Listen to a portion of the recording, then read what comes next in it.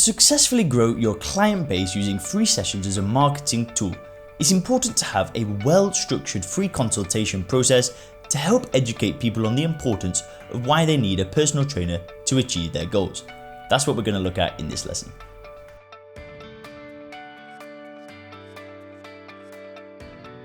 The ideal result of a complimentary session is to turn the lead into a client and help them achieve their goals faster and more effectively. Therefore, all the tools that we use in this process should support your goal of achieving this result. What you want to do is start by greeting them confidently. "Hi Dan, I'm Leon, the personal trainer. It's great to meet you." Then you can just gesture them over to a seat and tell them we're just going to sit down for 10 or 15 minutes and we're going to go over some basic things. Ask them if they have any time constraints and whether they feel comfortable with that. Next, let's look at the par queue. Now, asking your client to fill in the par queue while you wait awkwardly is actually a missed opportunity to establish rapport with your new client. It's basically your chance to learn about the history of the client, about any injuries, the lifestyle and personal information to more effectively assist them. We also need to learn about the goals and what people wish to achieve so that we can determine the best path of action to take. Now, with that being said, the intelligent thing to do is structure the par queue in such a way that is conducive to achieving that outcome, to pick them up as a client and personally guide them to their goal by keeping them accountable. Now let's look at the workout. Remember, if you're taking someone through a free session, there's a good chance that they haven't exercised in some time, maybe even ever, and it's important that we leave them feeling good and not physically or mentally drained. How you train your client will depend on their goals and your areas of expertise, but as an example, here's what Dan personally did with his clients during the first session. He'd start by getting them on a treadmill or stationary bike, depending on their ability, and start off with some ascending sprint intervals. He would always choose ascending sprint intervals because it's a great way to both warm up the client and also get the client lots of mini achievements. It gives them that sense of "I can do this." Next up, he'd hit up some big compound exercises that will help the client achieve their goals, like squat, bench, deadlifts and pull-ups. Point out where your client is doing great, but also point out where they could improve.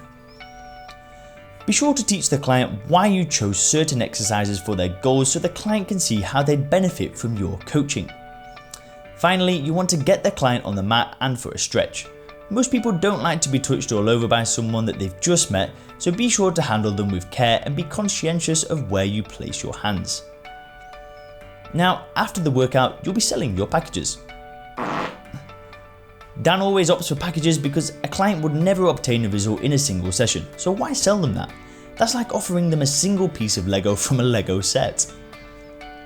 Plus, with a package you can add loads of extras without any additional cost to you.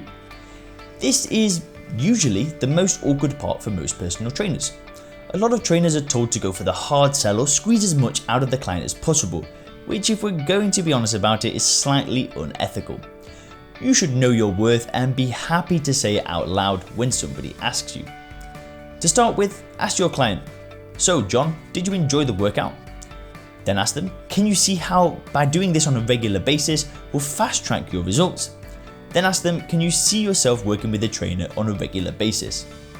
Now, during this time, you want to prepare your laptop or tablet and have it open and ready to present the necessary packages.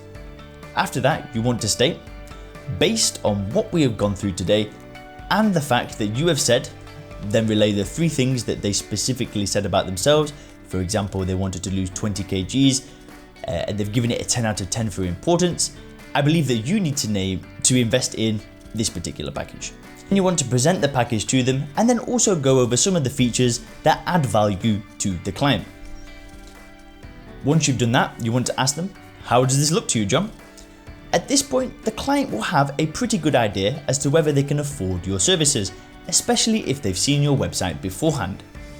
What you want to do is say to them, "What I'm going to do is schedule in for next session and then send you a way to think about everything that we've talked about. From there, then you can give me a call or text message to confirm that you are happy to get started." It's better to do it this way because then I don't want you to make any decisions while you're here under pressure. Now, why not let them sign up to you there and then? Well, Dan only wanted serious clients who could afford the sessions and had seriously considered personal training as a way to solve their problem. If they're still not sure that personal training can help at this point, or they can't afford it, then they will forever associate your sessions with a bad feeling. Give them some space. You're a caring, considerate personal trainer. Now the new client is then scheduled for their follow-up and given your business card with their next appointment date written on the back.